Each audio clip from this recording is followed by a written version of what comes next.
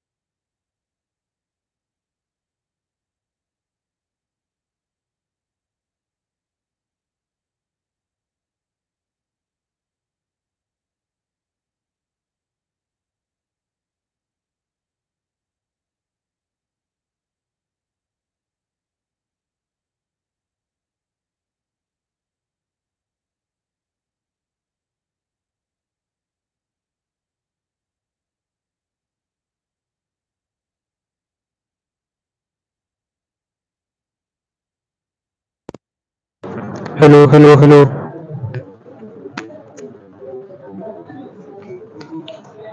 Hello, hello, hello, hello.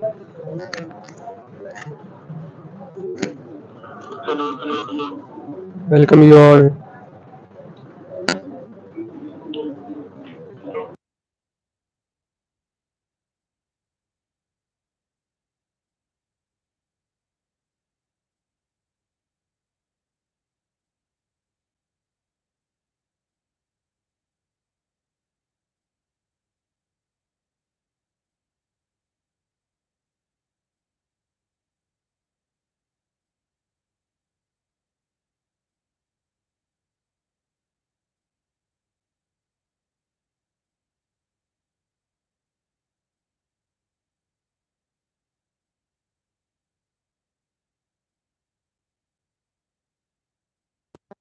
To this live session of Delhi University Sustainability Forum and Haritra Model United Nations Environment Assembly. We will be starting shortly.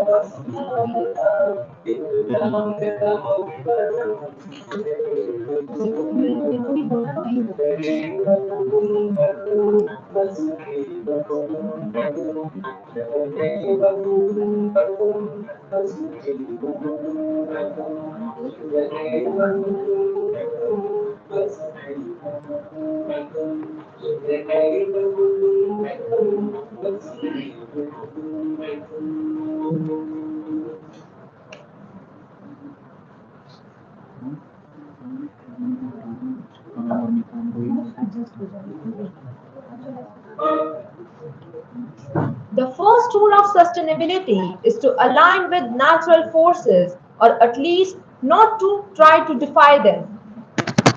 We need not protect the environment. Instead, we need to create a world that does not need environmental protection. A very warm and a bright morning to one and all assembled here. On the occasion of International Geodiversity Day, which aims at raising awareness of the public and policymakers on the significance of a variety of geological and physical elements of nature, or you can say the non living part of nature on which we are largely dependent upon. We have gathered here to witness the amalgamation of two biennial flagship events of Haritkaram, the Environment Society of Shahid Bhagat Singh College, University of Delhi. On this opportune occasion, I, Lakshya Sethi, And, and I, Kamakshi, welcome the august assembly of guests, scholars, dignitaries, teachers, academicians, and students with folded hands. with India hosting the G20 presidency this year, Harit decided to take cue from the theme of India G20 presidency, that is Vasudev Kutumbakam, and highlight the interconnectedness of biodiversity and the role of youth. Vis-a-vis climate change and sustainability for its youth conference this year. Hence, the focal theme of Haritram's flagship event this year is Youth for One Earth, One Future, Climate Change, Sustainability and Sustainable Practices. Now I request everyone to rise up for the University of Delhi Kulgeet.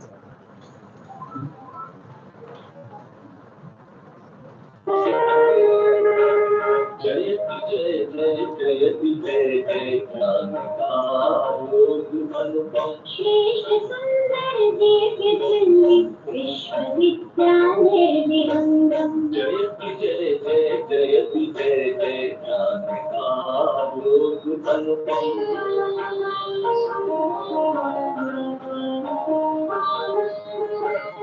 सकल वसुधानिज कुटुंब की भावना संस्कृति सनातन सांस्कृतिक शिक्षा पुरातन ज्ञान धाराओं का संगम देश की सारिक भूमिका शतकोटि वंदन देशभक्त सत्यम के मंगल के भावों का समागम जयति जय जय जयति जय जय ज्ञान का आलोक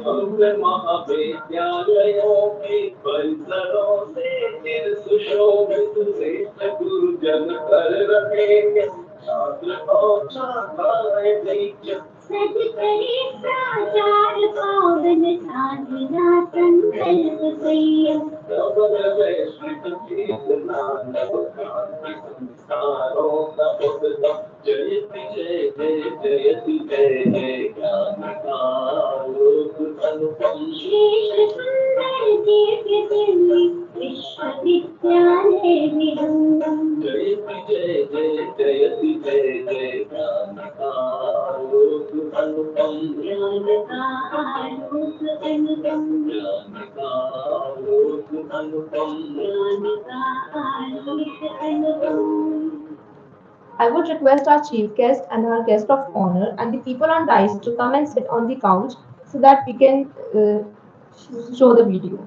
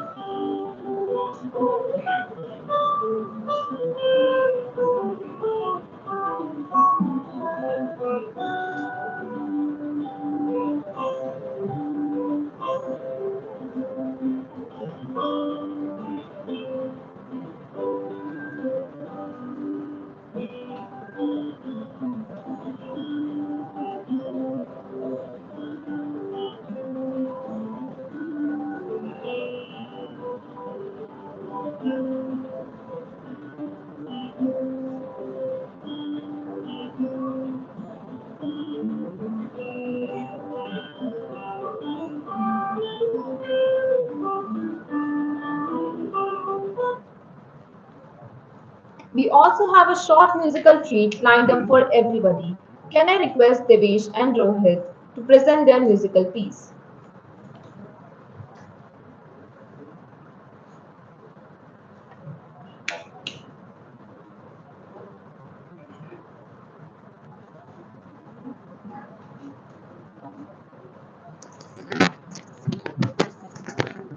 नहीं नहीं नहीं गुड नहीं चल रहा है गुड नहीं चल रहा है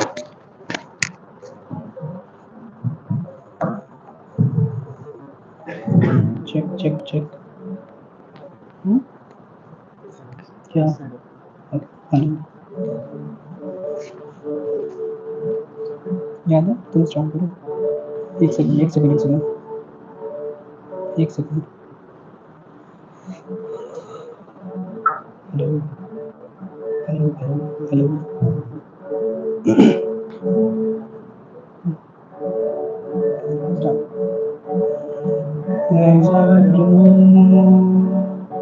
मैं कहीं भी तेरी साथ है किसी से कहूँ या नहीं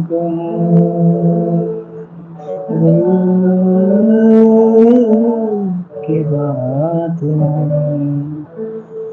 सुरी अखियों वाले सुना तेरी अखियों से बहती है इधर और नीलों सपने यही तो किनारों पे उधर मेरे सपनों से आजा कहीं पे और मिल जा कहीं पे मिल जा कहीं समय से परे समय से परे मिल जा कहीं थोड़ी थोड़ी मेरे दिल से दिल किसी उड़ने लगा तू मिला मिला आकाश में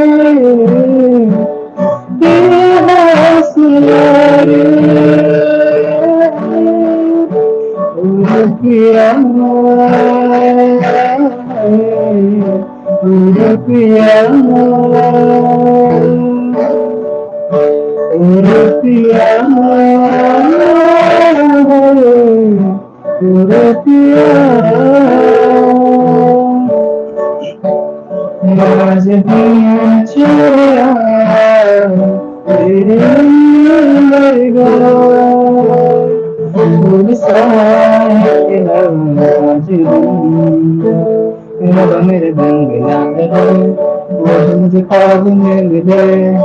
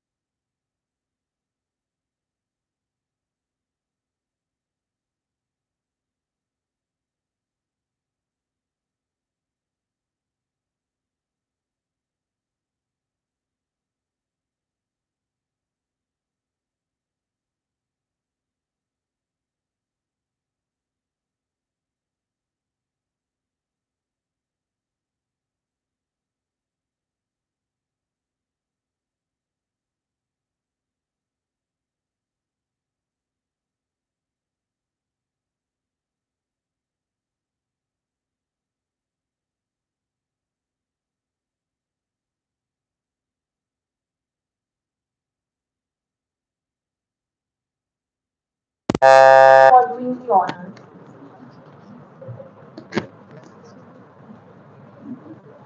Now I request Ms. Jyoti Vashne, the convener of Haritram, to welcome our guest of honor, Colonel Professor Sanjay Srivastav, with a potted plant.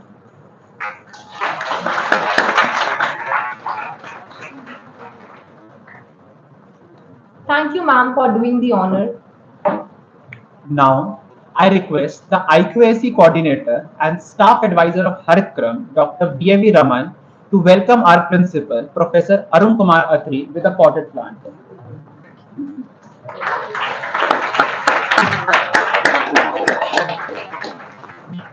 Thank you, sir. I request Dr. B.A.V. Raman, the staff advisor of Haritram, to deliver his opening remarks.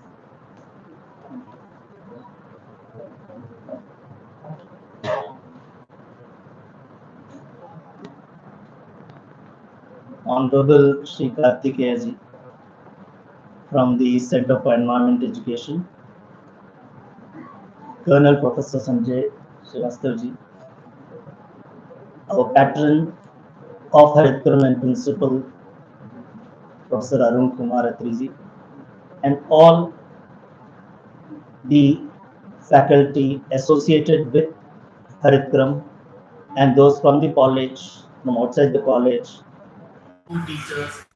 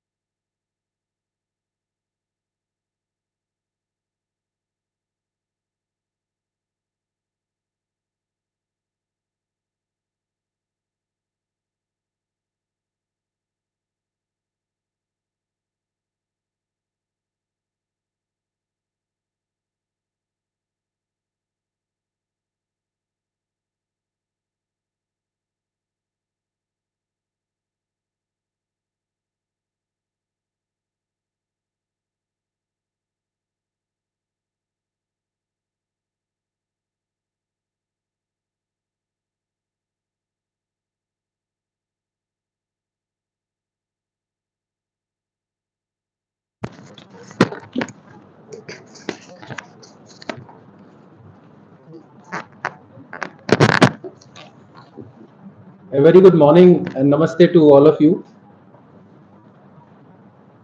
First of all, I would like to thank chief guest of the day, Mr. Karthikeya Sarabhai, who is the founder and director of Center for Environment Education. And a guest of honor of the day, Professor Colonel Professor Sanjay Singh, Sanjay Srivastava. Many of you might be wondering that an army officer is also a professor. Actually, when I was an academic council member, the UGC came with a scheme of professor of practice, and there was a lot of opposition. Kind of academic community has that this gives uh, the space or way where the people, those who are not in the profession, they will be coming and teaching. So I was the one who supported this and said that if the people are coming from different fields, you will get the real world experience. Students will get that experience. So he is a professor in practice in Terry SES, and this is what we see the real example that when the policies are being made, what implication it has in real life. So welcome you, sir. Over to you. Thank you for I would also like to thank our convener, Jyoti Vashi, and the advisor, Dr. V.A.B. Raman, and the entire Harikram team, my colleagues in the morning college, and students. I am seeing the students coming from other schools as well, and the teachers. So welcome to all of you. So I welcome you all to this 5th edition of Delhi University Sustainability Forum and the 6th edition of Harikram Model United Nations Environment Assembly, organized by Harikram. Now the theme that has been chosen for this 3-day conference, you can see, is Youth for One Earth, One Future, Climate Change, column Climate Change, Sustainability and Sustainable Practices. Actually, it draws inspiration from 3 sources. Recently, we have concluded G20 Summit in New Delhi, and you all might have gone through its motto, Vasudev Kutumbakam, which is one earth, one family, and one future. So basically, we are trying to convey that whatever happens in the world, if happening in one part of the world, the other part cannot remain aloof from that, and it is affected by it. The same goes with the environment. So if some countries are polluting the environment, doesn't mean that they are polluting the environment, they are not, other countries are not affected by it. So if global warming is there, the environment issues are global issues. So if that's why they say global warming. So if any particular country emitting more carbon footprints, so it affects the other countries as well. So India has tried to depict that through the G20 summit, that how we believe in inclusiveness and the holistic development of the entire earth and humanity. Then the mission life, an Indian-led global mass movement to promote an environmentally consciousness lifestyle, environmentally conscious lifestyle. So this is what everybody can do that. When people ask that what we can do for the environment, everybody can do. You have seen this video, and you can see that when it comes to waste segregation and all that, so we can do bit of efforts from everyone's side, and we can contribute to the healthy environment. And most importantly, the youth has to play an important role. Now, youth is something, you are full of energy, and you have to be a change agent. So you have not only to practice it, but you also have to take this message in this society that yes, everybody has to do it, everybody has to contribute for the environment. A few months back, we had an environment from the municipal corporation. They were telling that in Delhi, by 2032, we will not be having any space for dumping the waste.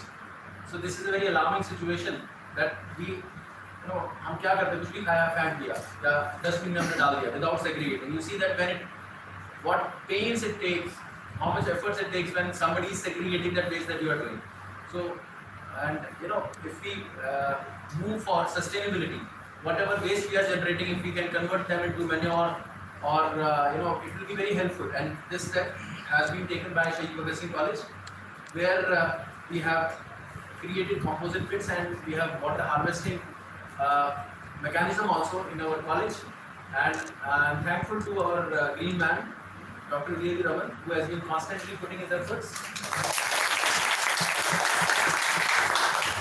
So again, I would like to reiterate that it's a matter of great pride for the college that these handful of students, Haritgram volunteers, I would like to thank them also because they are working tirelessly and I am seeing their enthusiasm from last so many days and I think many of them have not slept the whole night and they have been busy in organizing this event. So with such a green brigade united with such motivated youth, elsewhere too, I am sure the youth all over the world can lead the fight against the climate change and we will achieve what we want to.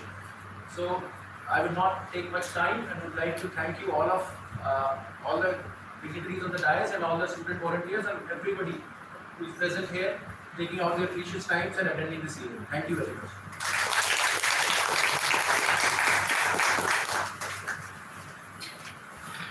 Thank you so much for your motivating words, sir. We look up your energy and positivity, inspiration and affirmative action. Without further ado, I want to introduce our guest of honor, Colonel Professor Sanjay Srivastava. Colonel Sanjay is an active climate and environment-related disaster risk management professional. He has been instrumental in bringing a paradigm shift in disaster risk management from responsive to proactive management. He specializes in remote sensing, early warning and communication with which he has transformed the DM setup in India. Colonel Sanjay's contribution in lightning EW and safe grid management, probabilistic and predictive model of forecast up to a week for cyclone, drought and flood advance, with which give educate warning for preparedness and hence minimum loss. Colonel Sanjay, a war-decorated veteran from Air Defense Branch of Armed Forces, has held prestigious operational and instructional appointments in the field and MOD level. Post the armed forces, he was instrumental in setting up disaster management in Jharkhand. He has also worked with the UN institutions like UNDP and other international bodies. He is a prolific writer and specializes on strategic and real-time issues on climate change. Doordarshan, All India Radio and Discovery has made several documentaries on his exemplary work. He has 56 publications to his credit and is a key writer, speaker in media. Due to the contribution of Colonel Sanjay Srivastava, he is also known as the Lightning Man of India. Sir, I request you to kindly come and share your experience and expertise with the Assembly.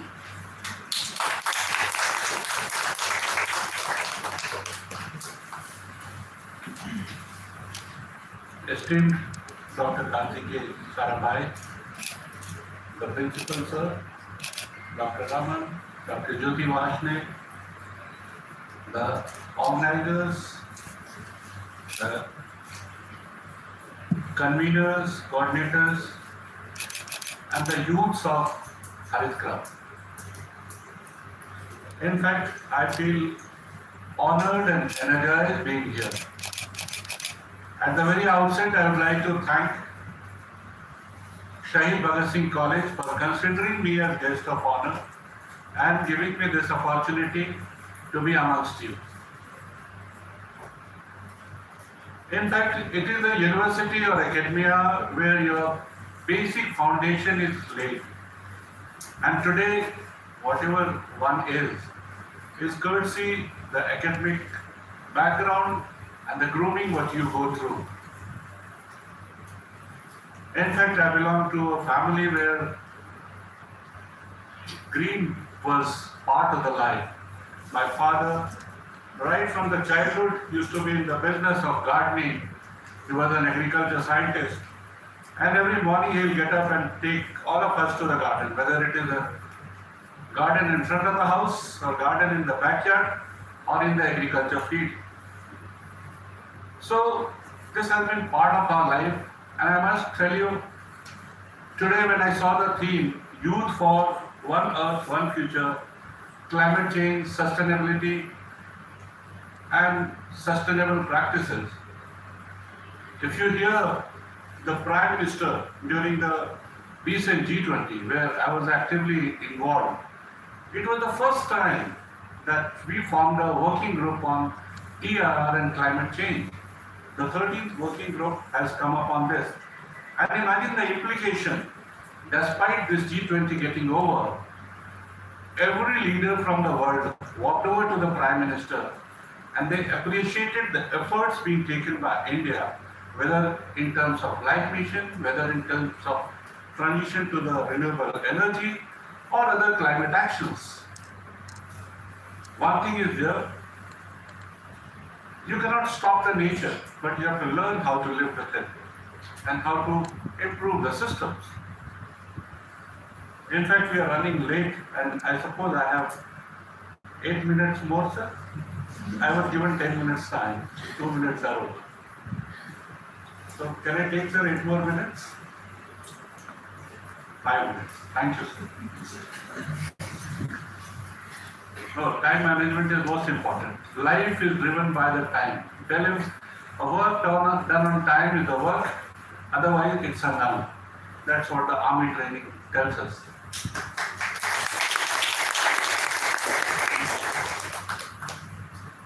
As far as the agendas and future actions are concerned, I was really happy. I was going through your concept notes, websites, what is happening. It really encourages you when you are a practitioner and a policy maker in the field. I have been author of 12 national programs which are by the Government of India. So writing a national program means a lot. And I always feel that all these agendas where we write the national program, in fact I had the honor of requesting Professor Sharma for giving me a few students, and the National Lightning Risk Management Program which has been written has a great contribution from Shahid Bhagat Singh College.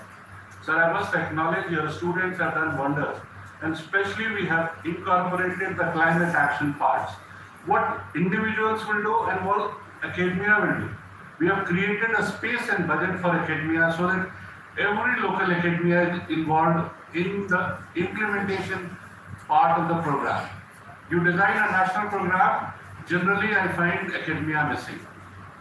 So this is a big lesson. You are missing out the knowledge. If you don't have the knowledge, and participation comes from the youth. Today in Odisha, we have made coalition of 17 state universities, AIMS, NIT, and NIT Rourkela. Those 20 universities are creating wonders. You saw the Balasore train accident. 2,000 students reached, donated blood, did everything. Today they have undertaken the tree plantation. The lightning, the cyclone, the drought has increased. The water bodies are being depleted. There is a man-to-animal conflict. The crocodiles are coming out. How do you balance it out? You need a proactive, aggressive action from us. So it's very important that academia participation is undertaken in a societal affairs. Today, the students are going to the field, teaching a door-to-door awareness campaign among the people. That is how you sensitize the villager. Today in Delhi, we all know the pollution is there. But every morning we wake up and 3 crore vehicles start emitting. Can you control the emission? Winter has set in, October is in, November we all will be down with the cough and various affairs. There is a need to aggressively pursue people, change the behavioral habit. Ultimately, every effort boils down to the socio-behavioral changes pattern. That is how you undertake it. And that is where when it comes to energy transition, we all are into a phase. You imagine we are using the petrol which comes from far away from the Middle East. The cost, what we bear, is a heavy price we pay. Why not to use the local resources? How do we do it? You find it out. We have the resources, we have the technology. I was in Korea, I saw the way they are using the hydrogen fuel cells. Modular cells in their small affairs, lighting their house, using their mobility. We need to come up with the solutions. We have so much of waste being generated. Are we recycling it in a proper manner? We have plastic waste, we have natural waste, we have green waste. How do we take it? So it's very important that your renewable energy transition has to be considered with the local environment. What are the resources available, and it has to be undertaken. Ethanol, methanol, the way plants are coming up, what is at the grassroots level, what is at the common man's level, that has to come from the academia. Your climate adaptation and resilience. We all talk about climate adaptation and resilience. How much we ourselves adopted. We see Google. I'm sorry, since I am an Indian government person, I'll always say you go for Mawsam. We have all our radars. We have 48 of them, which is shortly going to be 82 of them. We have satellites, we have automatic weather stations. They all are giving input to your Mawsam. So kindly use Mawsam when you get all the weather inputs properly. I request avoid using other, what I mean. I'm an army officer, always I refer, I was a staff officer in Kargil and I told army commander, sorry sir, the GPS navigation is failing, but troops are going from X to Y location. Our pilot has landed in the other direction. The GPS was offset by the GPS provider. We stopped it and I went to field, I was at Dusf, we used our natural tactics and we won the war. So it is important you rely on your indigenous technology in the climate adaptation and resilience. You have your own radars. You can see how much, you have your own satellites, NM by NRSC. It's accessible publicly. You go on the satellite, what was the greenery 10 years back, what is now, and what you aim to be in future. The way in various universities where I'm working with, I have given them areas. You plant trees, we'll see the soil moisture index, the normal vegetation index after some time. That will give you a measurable outcome of your work which you are doing. So we have to undertake these measures in a manner which is measurable. Anything not measured, we take it as not done. You cannot be vague. In fact, I'm a physics and math student. I'm a student of environmental stats. Unless you define it mathematically, this ratio, this range, I think your job is not done. So you must have a measured action on climate adaptation and resilience. Today what happened in Sikkim or Himachal or Uttarakhand or Delhi or Kerala, it's all because we left it vague. We said there is an environmental degradation, but in environmental degradation there are many aspects. You have a lithosphere, you have a biosphere, you have an atmosphere, you have a cryosphere, you have a hydrosphere. All these spheres need to be identified and quantified. Where we were, what are we, and what we need to do. And unless you have a scalable, stepwise, tier-wise program with collective partnership, you are not going to reach a result.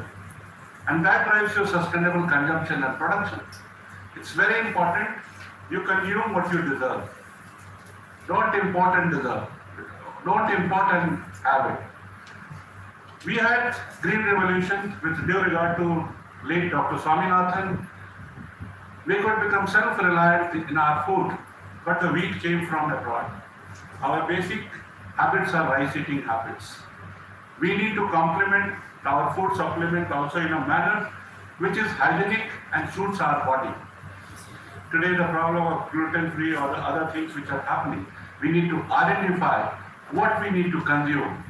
The local resources which are available, the millet which is now being taken, that's our original produce. So we should think homogeneous and what is good for us.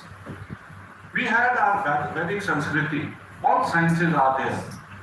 You must also get back into your Vedic science, what it was. We must examine those traditional practices and we should compare it with the modern technology. I am a very, very strong supporter of the modern technology, but with a catch that I'll also look for my Vedic science. We have circular economy, waste management. That's a major problem of our country now we are facing. We have to take this holistically right from individual level to collective level. As far as green finance and investments are concerned, in India, Yes Bank took up a green bond, and after that, no action. What is the status of the green bond? Please Google it. We are not in a comfortable position. Advocacy is fine. We need to generate green finance for our programs and incorporate it in our implementation. So far, we have not been able to generate green finance and climate finance. This economy worldwide is growing. This is a big gray area where we have to work. Transparency, accountability in climate agreement, I will not emphasize more on this, but I will emphasize on two things. One is socio-economic aspect of all these things. That is the most important part of our research. Ultimately, all our research, academia, policy, programs, it means for the common people. So socio-economic part we must identify whenever we take, whether it is environment, whether it is disaster risk reduction or the economy. And second is the healthcare. All this affects us. We need to have a proper renaissance, proper awareness towards our health. India has come with Aadhaar card, Ayushman Bharat card, where you are supposed to have your health ID, get all your parameters. Today, our tendency is not to know what am I, what are my parameters. We don't know. And in case something happens, I'll ask my friend, I'll ask my family members, and when we reach the doctor, we are in a bad state. And when we reach the doctor also, he writes your test 24 hours, 48 hours, you waste in that. So those are the practical aspects. Healthcare, a healthy India, awakened India is required. We need to take care of health. I am an army officer, we have a health card. My last 38 years record, I just go press my thumb and it's there on the R&R hospital or any military hospital. Again, we were taught in our armed forces about the green culture, about the saving of the economy. So all these things are very important how you take it. You go to any kind, you say it's very good, it's beautiful, clean, green. Why? Because the teaching is right there since beginning. I came to Shahid Bhagat Singh College from outside the moment I entered. What a serene environment. So those things has to be replicated outside also in the society. With this, I again express my sincere thanks for the opportunity and sharing my knowledge, sharing my whatever small knowledge I have with you. And I am thankful for all the support from Shahid Bhagat Singh College, especially to Professor Sharma for all their help always, and Professor Arora, because they are from the DRR domain, and in all my programs, Shahid Bhagat Singh College is an active participant. Thank you very much, sir.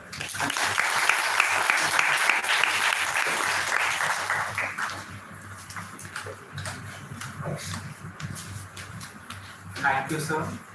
Though we are still wallowing in the thoughts ignited by Colonel Professor Sanjay Srivastava, we have another storehouse of knowledge amongst us, Mr. Kartike Sarabhai, who I am pretty sure the audience is eager to listen to. Mr. Sarabhai is the founder and director of the Center for Environment Education, headquartered in Ahmedabad with offices across India. He is closely involved in the activities of the Nehru Foundation for Development, of Vikram Sarabhai Center for Development Interaction, VICSEL, and of Ahmedabad's Vikram Sarabhai Community Science Center. He has served on many committees set up by the Ministry of Environment and Forest and the Ministry of Human Resource Development of the Government of India, primarily focusing on the greening of India's formal education system and initiatives for biodiversity education. He is a member of the Earth Charter International Council and was part of the delegations which represented India at the Earth Summit 1992 in Rio and Earth Summit 2002 in Johannesburg. Mr. Sarabhai was a co-chair of the Global Citizenship Working Group of the Learning Matrix Task Force 2.0, convened by the Center for Universal Education at Brookings Institution to examine how global citizenship education is measured and make recommendations for new ways of assessing learning. He was a chairholder of the UNESCO Chair on Education for Sustainable Development and Human Habitat. He is the editor of the Journal of Education for Sustainable Development, published by SAGE, and has written and spoken extensively on environment, education, sustainable development subjects in national and international forums. Though Sir का तो नाम ही काफी है, I would like to inform the Anvos that Sir comes from illustrious family of Padma awardees. The Vikram lander of Chandrayaan 3, which made history by becoming the first lander to land on south pole of the moon, is a tribute to Mr. Kartikeya Sarabhai's father, the visionary scientist Mr. Vikram Sarabhai.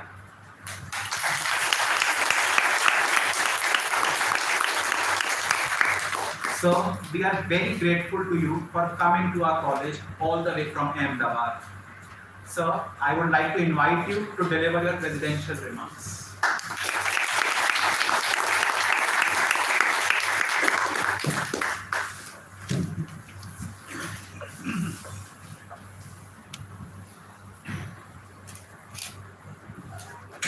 Thank you very much. It's wonderful to be here at the college. As Shwaswara said, here you can sort of sense a place which cares for the environment. The minute you step in, my colleagues on the dais, and all of you. And it's nice today to see both the DUSF and the H-Munea doing this together. And I thought I would deal with some part of my UN experience also, as they said, in this talk. You know, this morning when I was reading the paper, it talks about September, which has just ended, being the hottest September ever. A talk 2 months ago, I had to say the same thing about July, because that July was also the hottest July ever. The climate's records, usually when they break a record, like this now the sports are going on, you break it by a small fraction. You know, it's not something like a huge change. So things happen like that. But this time, this hottest thing has been with such a huge margin. Usually it is 1/10, but this is 0.5 degrees Celsius is the difference. So it's not just it's the hottest, it's not hottest by a small margin, it is hottest by 0.5 degrees Celsius. And if we compare with pre-industrial period, this is what usually when we talk about increase in climate or increase in global warming or temperature, we compare it with the period 1850 to 1900, which is pre-industrial revolution, when human beings, like every other species of the planet, had to manage with whatever resources were in your daily situation, till one day we found the key to the savings bank account, if you like, which was underground, the fossil fuels. And then, of course, our inventiveness made us the engine. And suddenly it was like us going wild. Suddenly someone giving you, in college you're managing well, you're doing everything, and suddenly you have this huge savings bank account, you have the key, and you go wild. And human beings did go wild, have gone wild. How we need to put a stop and why these issues are so much. But interestingly, that over 1850 to 1900, if we take the temperature rise, which is from January to September, it is already 1.75 degrees higher than that limit. Now, as you must know, 1.4 degrees higher. And as you know, that the limit put globally was to come out, stop it at 1.5 degrees. So if you take this year specifically, you're going so close to that limit, and we are nowhere near a situation where we can balance. So this whole situation is rather alarming, and how do we deal with it? And people ask me, why is 1.5 degrees? Surely morning to evening it's 1.5 degrees. Summer to winter is even more.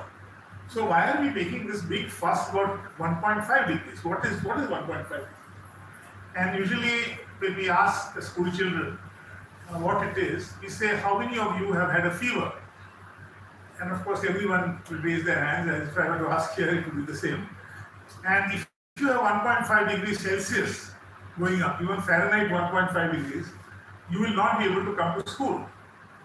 Because there is a difference between a systemic temperature rise and a temperature rise which is external in one place. So summer, winter, we can manage it. A child can go out if it's hot or go out if it's cold, doesn't matter. But if his system temperature goes up and he has a fever, you can't go out.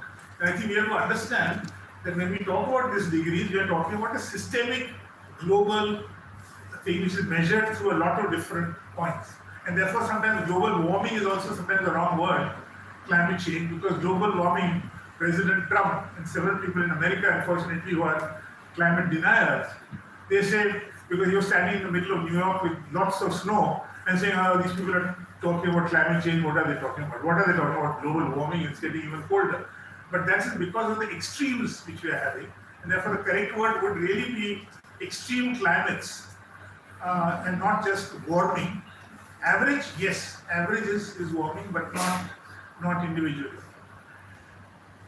But what is all this? Why this very delicate balance? And that delicate balance is what was said here, the G20, Vasudhaiva Kutumbakam, how we are part of a system which is so unique. I often ask again, what is it that you don't find in nature? What is it that is not in nature? And of course, one of the answers is waste. You go into a forest, there is no concept of waste. Every output is an input into something else. There was a major cyclone and several trees fell down in the Gir. And there was a debate, should we remove them or not? And people rightfully, biologists and others said, no, that fallen tree is again life for something else. It's a cyclical process. And it took us a long time to even realize that. Nature is all around us, trying to teach us how humans should live. Srivastava Sanjay talked about the circular economy. The concept of circularity, which is so fundamental to the balance, is completely forgotten in that post-industrial area, where we thought of progress meaning going from here to here, and in the process leaving waste, which cannot be taken into account. But as I said, looking at the fact that we are also talking of the model H-Munea, let me go back a little bit and talk about something which happened, which really marked global consciousness on environment. And that was this conference in 1972 in Stockholm, Sweden. They had invited everyone, the United Nations Conference on Environment and Development, on the human environment, and only one head of government, only one Prime Minister, as you know, accepted that invitation, and that was Indira Gandhi from India. And I saw some of the papers leading up to that, the debates in India, whether we should go or not. And it was interesting, India was saying, ye to problem hai developed countries ki, why are we bothering? And I think India took a different stand right at that stage. And that is where that famous speech was made, where she said that the problem of environment and of poverty, and of development, in other words, cannot be solved in isolation. That unless you solve the problems of environment, you cannot solve the problem of poverty, and vice versa. You cannot hope to save the environment and say that people have to be living in poverty. That is also not possible. So these two words have to somehow go together. And that was, of course, that day in 72 when everything started was June the 5th. And therefore that 72 June the 5th we mark as World Environment Day. And that is also when the United Nations Environment Programme got started, the head of which is coming here tomorrow to speak to all of you. So that program also, so that was a very significant thing. But 20 years later in 92, now these two words are used together. So the United Nations Conference on Environment and Development. Till then people are saying development versus environment. Now they are talking it together. I had the good fortune of being part of the Indian delegation in 92 to go there and writing the India report. And I remember this one sentence from that report. We said that the challenge of development for India is not how to get there, but how not to. Now what does that mean? What it meant was that the model of development which we all had in our mind, largely at that time, but even largely today, is a model of what we see in the films, what we see in the Western countries, a model which is based on heavy use of fossil fuels, cars to transport everyone, spread out cities like Los Angeles or others, seeing fossil fuels being completely used without care, which is a model which is impossible. It's not a model which we can even aspire to. Even if someone had a wand and said, everyone in Delhi, let them have a car today, none of us would be able to go to the next place we want to go to because it will completely jam every place we are. So how do we do something differently? And that is where the youth challenge comes in. So young people have to think that not only do you have the challenge of saving the environment, you have the challenge of rapid development, and India is one of the rapidest developing large countries in the world, but the direction which you have to go is not defined. There is nobody there out there which you can say this is the model we want to go to. And which is what, again coming back to G20 and the leadership of our Prime Minister, what is he saying? He's saying that we will be the leaders, we will show the world what this developed state is going to be. Especially for developing countries which are yet to make their cities, they cannot look to the West to look at how to do it. You have to look to the West to study it, to some extent what not to do. You have to study it because there are lots of good things there, but there are many things they cannot change overnight their infrastructure. We are still building our infrastructure. The Delhi, by the time you become my age, where we are now will be some old Delhi here. We are sitting here. It will be a completely different place. Most of what will be built at that time is not built today. We are sort of having to build it today to go there. And at that 92 conference, there were many things, important things happened. One was, of course, the UNFCCC, the United Nations Framework Convention on Climate Change. Because climate change was recognized at that time, along with sister, if you like, concerns of biodiversity, desertification, and everything. But it was there that UNFCCC. In my introduction, they mentioned Earth Charter, which I was the chairman of till recently.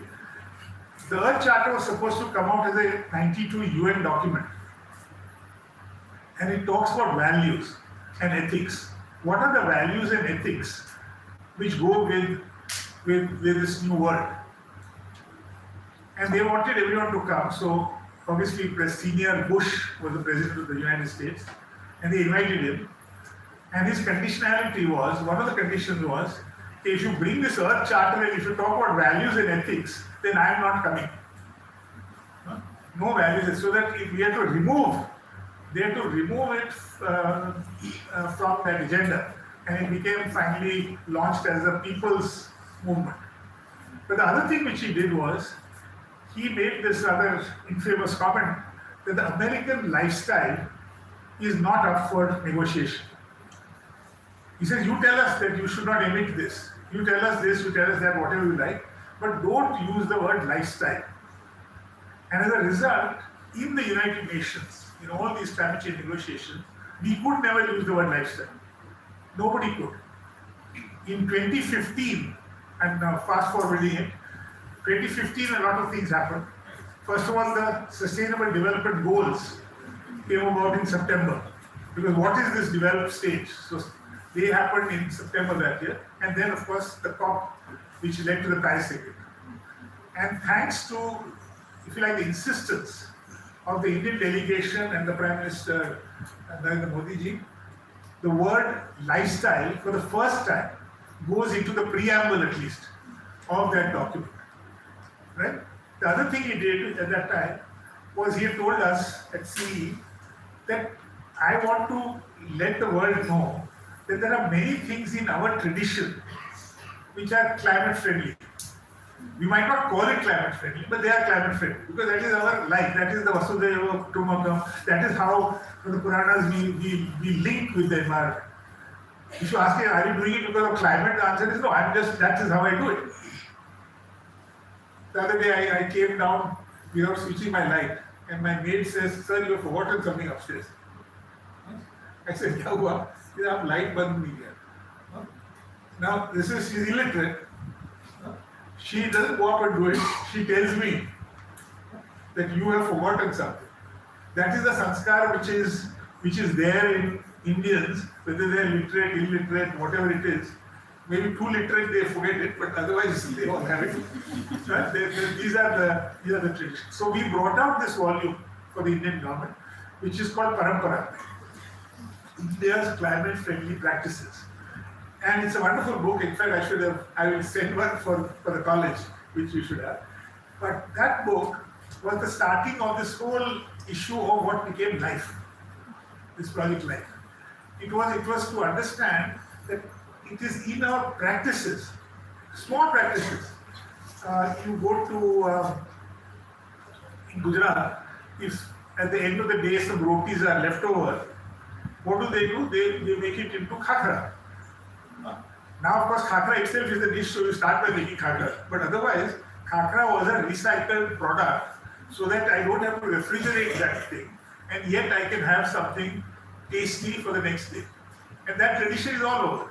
In Orissa, for instance, some of the rice becomes a breakfast dish. It's slightly fermented and it's very good. Colonel Saab spoke about Kargil. So after that after that there was an earthquake there, if you remember. And many of the Gujarat School of Architecture people along with us went to there to see how to rebuild. And they were amazed that under the living room there was another like a room where all the goats and sheep were kept. So we were a bit concerned, why was that? And he asked them. He said, why? Because that heat of the goats and the sheep doesn't go waste. It actually warms the floor of the living room above. Small architectural details.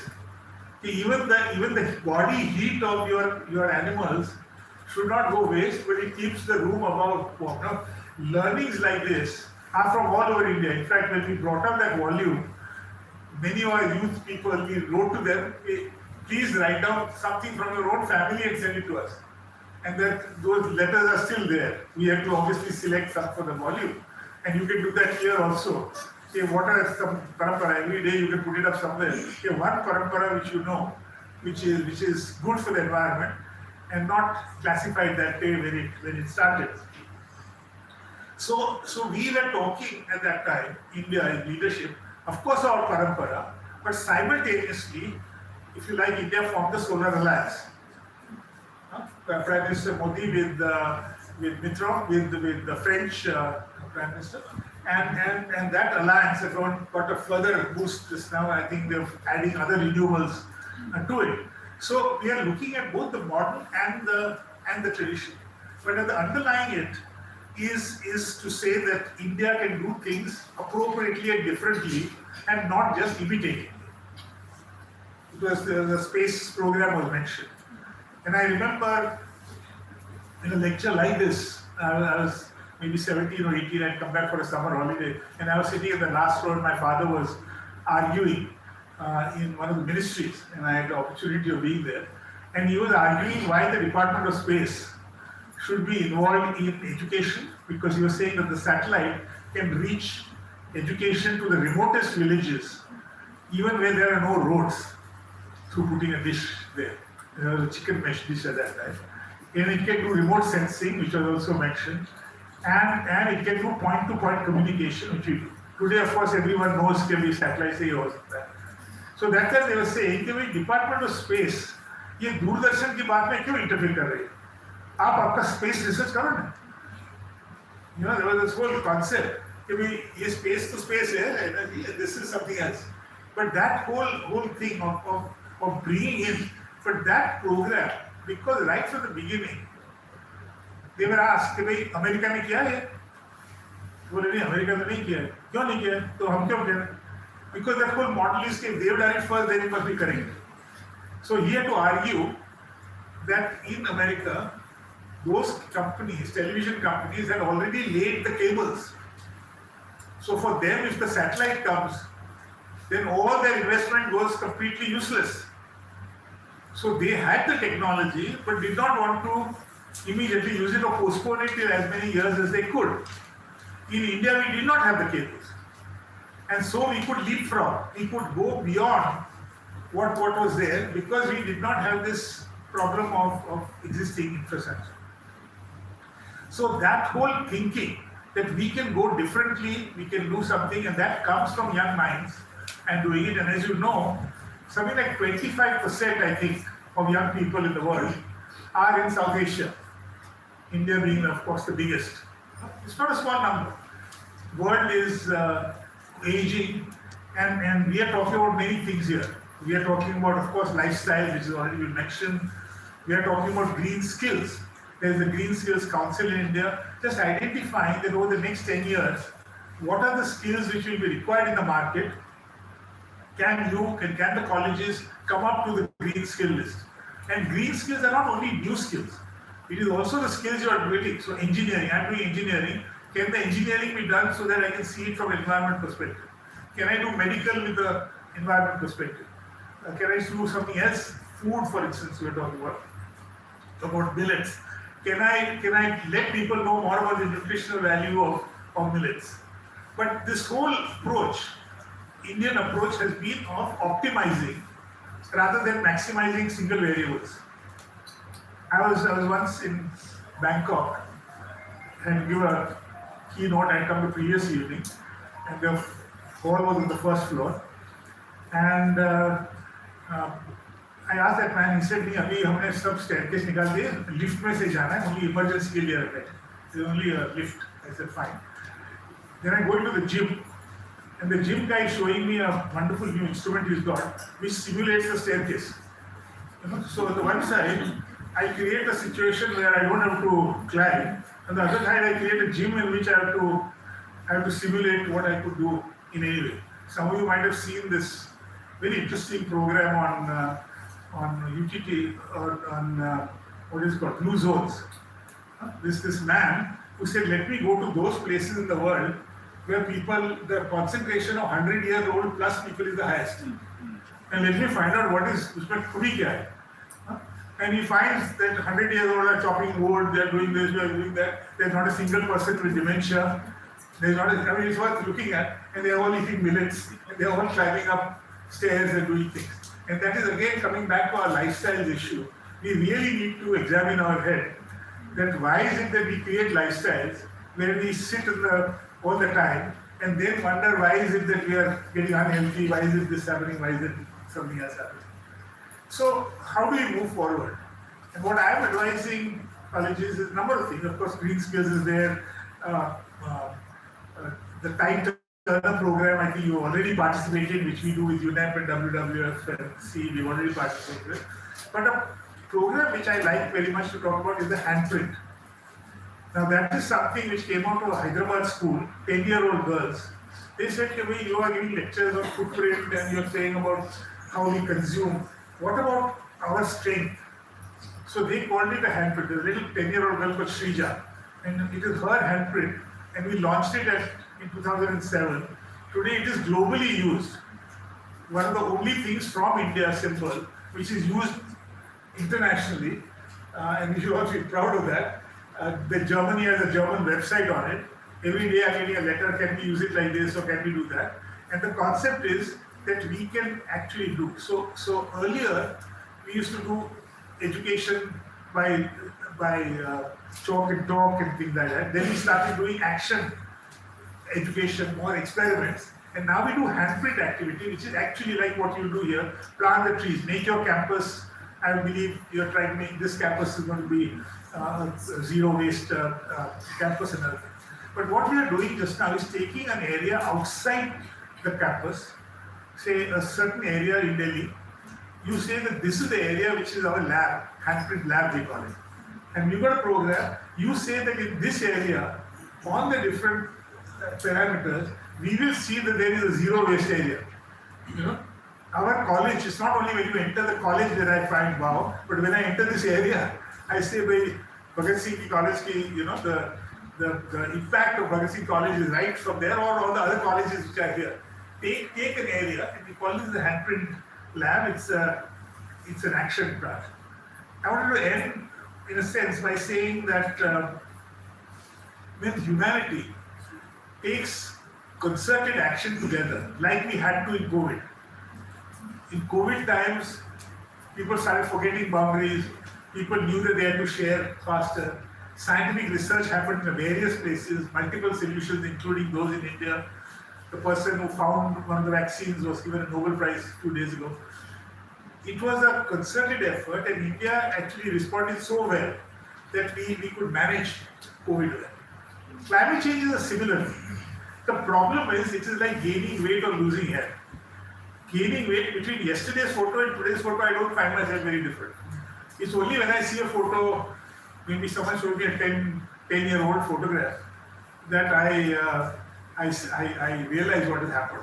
Now, because of our mental time frame is shorter and the climate change cycle is longer, we don't see the impact which we are having as much as we did in COVID. Because in COVID, there was a time in the second phase where I don't think anyone was there who didn't know someone who some relative didn't die.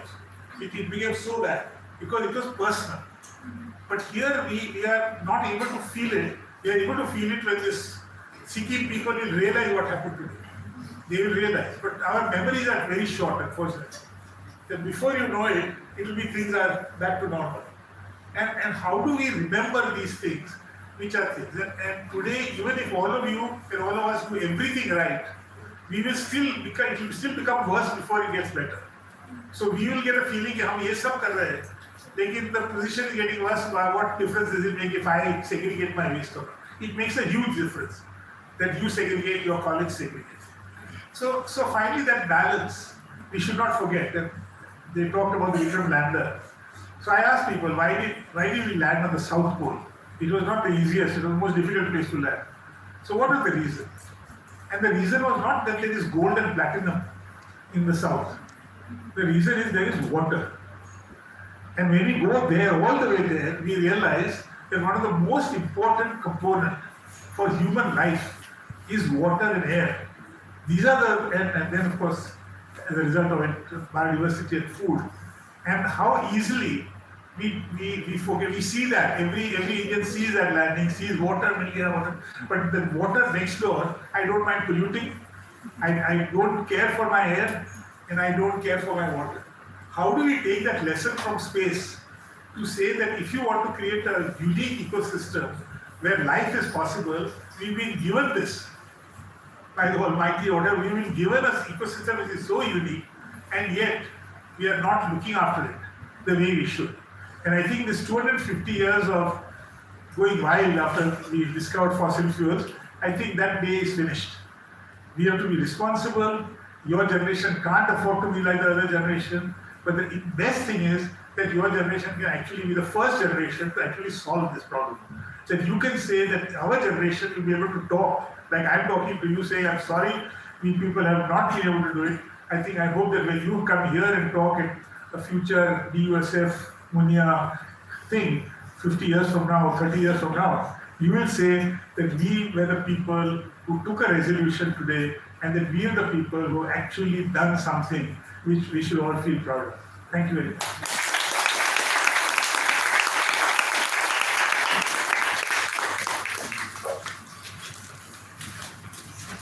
Sir, a mere thank you is not enough for all the immeasurable wealth of knowledge, experience, and motivation that you managed to squeeze in those few minutes.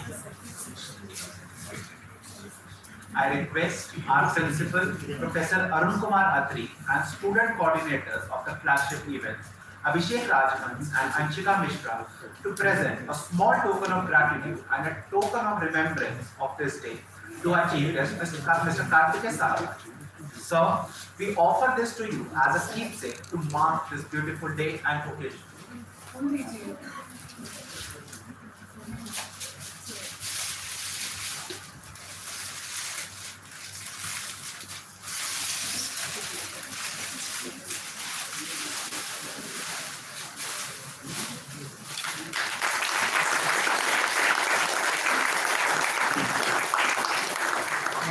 Thank you very much. Thank you, everyone. You are lucky that you have a principal whose name itself has the word tree in it. So what better to be?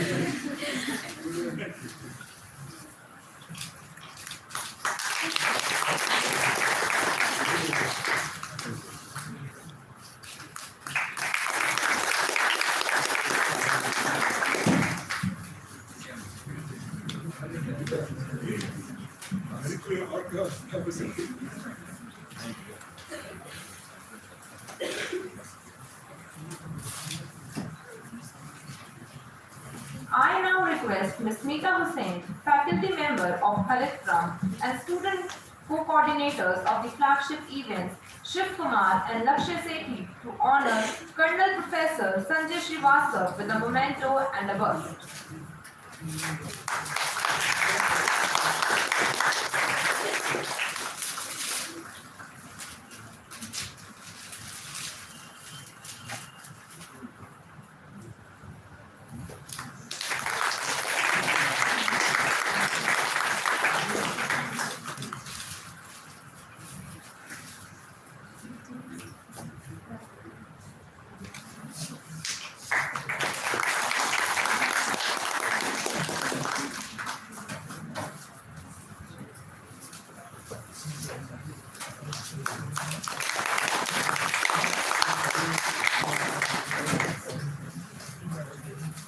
Thank you, everyone.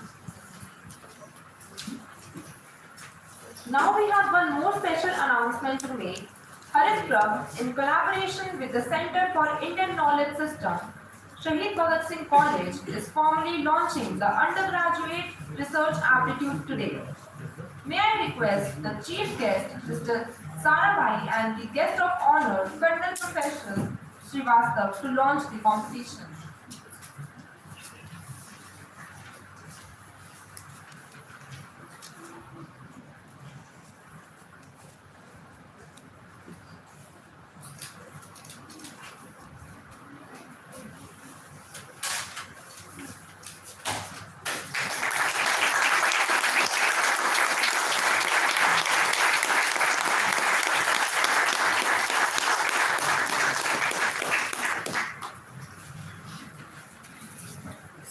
Now, I request the coordinator of the Center for Indian Knowledge Systems and co-convener of Harikram, Dr. Komal Agarwal, to briefly explain the concept of UGRA to the audience.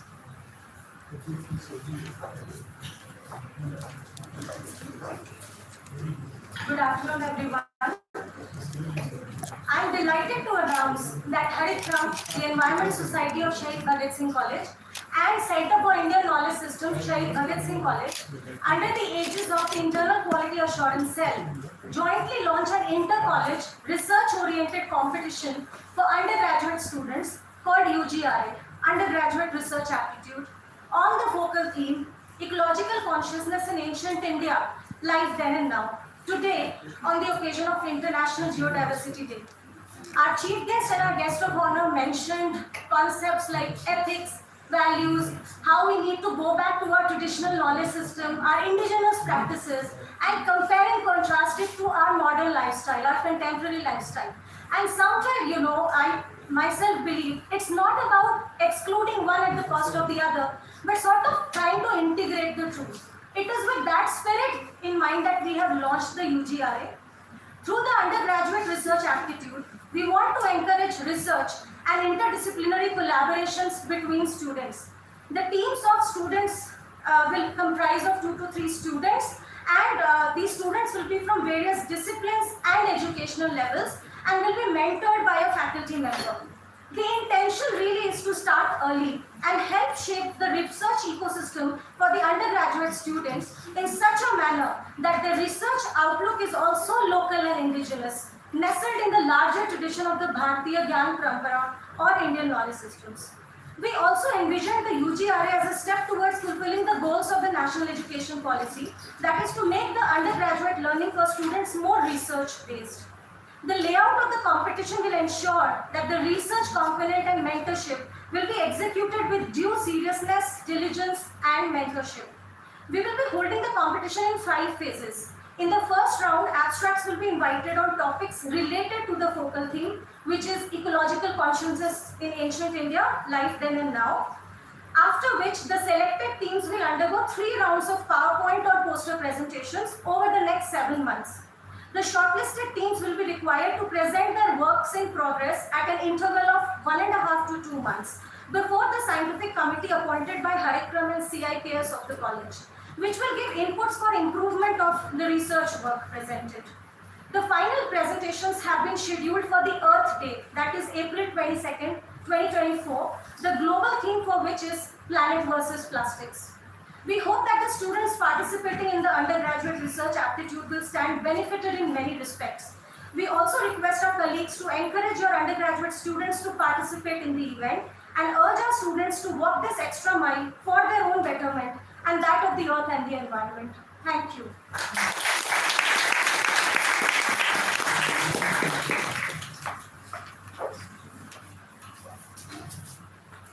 Thank you, ma'am. Now, as we draw towards the end of the program, I request Ms. Jyoti Vaishnav, convener of Harikram, to deliver the formal vote of thanks.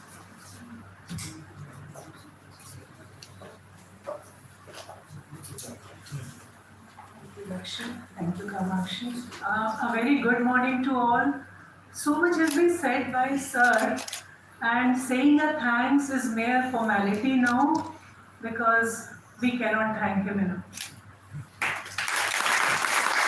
But in fact, I feel so honored and privileged to have got this opportunity to present a vote of thanks for this particular very special occasion where so many delegates from different sections of academia, as in school, college, research scholars have assembled.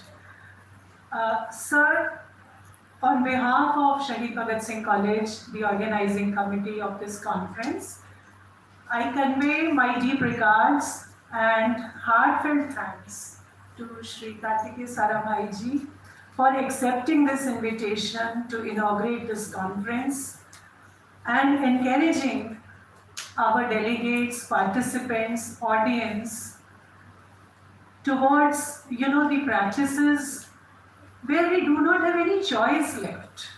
As Sir just now said, today we take pride in, belonging to this section of Delhi called South Delhi, and it is so scary to hear that we might land up into the same chaos in times to come. So this is a reality, sir, and it is time we take note of it. Sir, I feel to sum up what I have gathered from your talk is that God has made this earth, this universe with a lot of love, care and concern, and everyone in the nature works in complete unison. Sir has just said that I'm sure we have seen it but never felt it so strongly as Sir says that no output is a waste, it is an input somewhere. So all these key points which has been mentioned by Sir, Sir, thank you so much for your presence and we look forward to more associations in future too. I will also like to thank Colonel Professor Srivastav, Chairman Climate Resilient Observing System Promotion Council, for gracing this occasion as the guest of honor. Thank you so much, sir. Sir, your thought that the importance of sowing the seeds of concern and care for the environment must begin as early as possible is a very resonating thought. We must take a serious note of it. I'm sure, sir, your reflections will certainly take the dialogue forward towards better practices in sustainability and climate change. Shaheed Bhagat Singh College extends a very sincere thanks to all the speakers of the various sessions, the moderators, the judges, the participants of school students conference, scholars and researchers at the Young Scholars Conference, the editorial board, the delegates of H-Munea for choosing to participate in this conference. We hope that the deliberations made during this conference will be beneficial to one and all. We also extend our gratitude to our knowledge partner, UNEP, TERI, WWF, Government of Delhi, and our other well-wishers and supporters here. Haritgram expresses sincere gratitude. This vote of thanks is incomplete without it. To our principal, sir, Professor Arun Kumaratri, for his consistent and constant guidance, support, that in fact radiates as a source of energy within all of us. Thank you so much, sir. Last but not the least, a very big thanks to all the faculty colleagues, teaching staff, non-teaching staff, technical staff who always stand by us for any kind of support. And the biggest thank to our Green Brigade of student volunteers who have worked tirelessly and for last many weeks. And I'm sure your efforts will certainly make this conference a grand success. I hope you all will have a very engaging and enriching sessions in the next 3 days. I thank you all once again.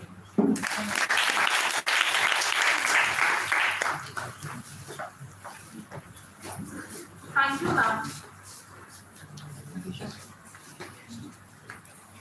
Now let us all rise up for the national anthem.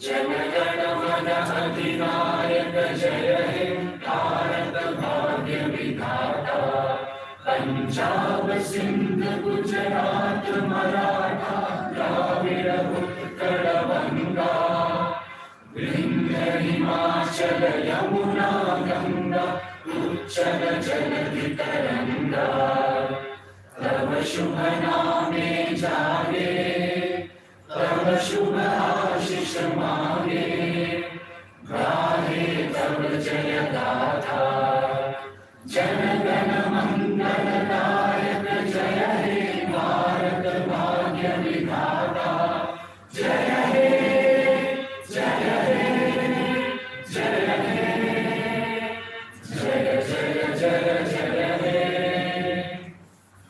Thank you. Before we end, can I request everyone to pose for a group photograph?